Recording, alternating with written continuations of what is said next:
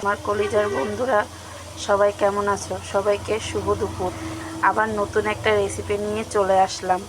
আজকে আমি রান্না করছি ইলিশ মাছ আলু দিয়ে রান্না করব, সেইটাই তোমাদের সাথে শেয়ার করতে চলে আসছি। দেখো, এর ভিতরে আমি মশলা দিছি, সেইটাকে আমি এখন কষাচ্ছি।